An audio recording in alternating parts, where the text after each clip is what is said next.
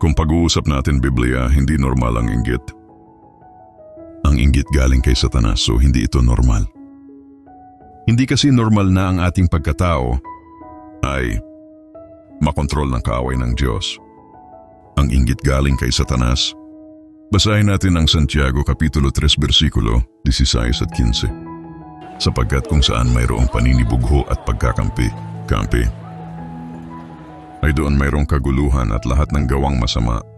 Hindi ito ang karunungang bumababa mula sa itaas, kundi ang nauukol sa lupa. Sa laman, sa diablo, ayan yung mga bagay na nararamdaman ng tao sa lupa. Nalabag sa kalooban ng Diyos, galing sa diablo yan eh. Hindi yan yung karunungang bumababa mula sa itaas, kundi ang naukol sa lupa, sa laman, at saka sa diablo. Alin yan? Yung sabi sa 16. Saan merong paninibugho? Yung paninibugho, selos. Sa Biblia, sinuni mo yun ng inggit. Yung nainggit ka kontra sa pag-ibig yun eh. Kasi ang pag-ibig, hindi naiinggit. Basahin natin ang 13:4. Ang pag-ibig ay mapagpahinuhod at magandang loob. Ang pag-ibig ay hindi nananaginip. Ang pag-ibig ay hindi nagmamapuri, hindi mapagpalalo. Pag may pag-ibig ang tao, ang sabi. Ang pag-ibig magandang loob. Ang pag-ibig hindi nananagili. Yung nananaginip na iinggit yun. Kaya sa pag-ibig walang inggit, walang envy.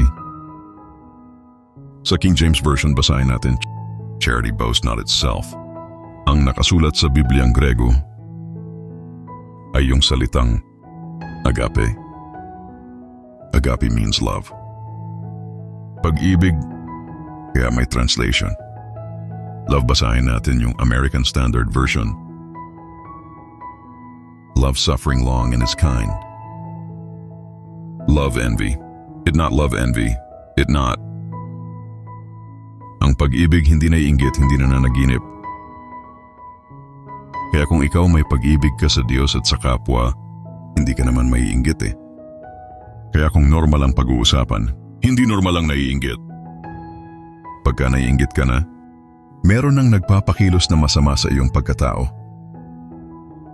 Merong mga tao punong-puno ng inggit eh. At sa inggit nila, pati yung masama kinaiinggitan nila eh. Basahin natin ang 20:04-01 ng Kawikaan. Huwag kang mananagili sa mga masamang tao, ni magnasa ka man na masama sa kanila. Huwag kang mainggit sa mga tao, lalo na masamang tao kainggitan mo. Kung masama nga bawal mo kainggitan, yun pa bang mabuti kainggitan mo? Kaya yung inggit hindi yan normal kapatid. Ang inggit ay insinated ng masamang espiritu sa ating mga puso. Gusto mong maging normal? Bayaan mo lang. Para normal ka, wala kang kainggitan kung ano yung nasayo. Okay lang. Sabi ng unang Timoteo, pakinggan mo ang sabi ng salita ng Diyos, ano? Ngunit kung tayo'y may pagkain at pananamit, ay masisiyahan na tayo doon.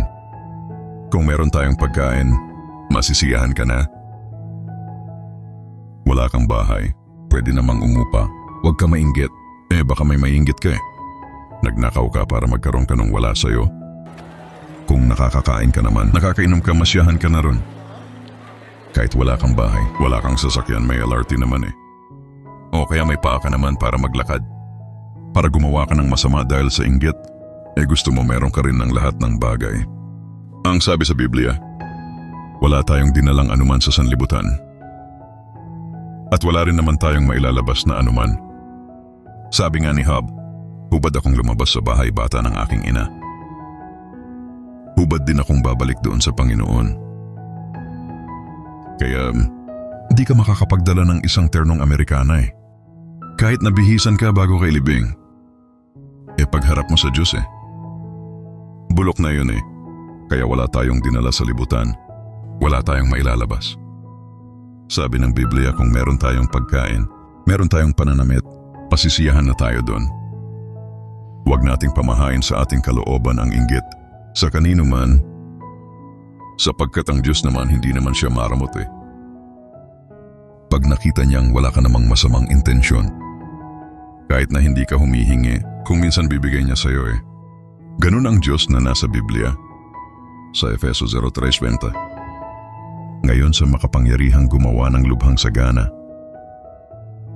Nang higit sa lahat ng ating hinihingi o iniisip, ayon sa kapangyarihang gumagawa sa atin, more than what you can think of, and more than what you can ask for. Nakakagawa ang Diyos. Ang mahalaga lang makita ng Diyos, wala kang inggit. Kontento ka. May pagkain ka't may damit, masaya ka na. Ang makita mo dadating ang araw. Magsikap ka lang magkakaroon ka rin nung nasa iba. Alisin ng Diyos yung magkaroon ka pa ng inggit.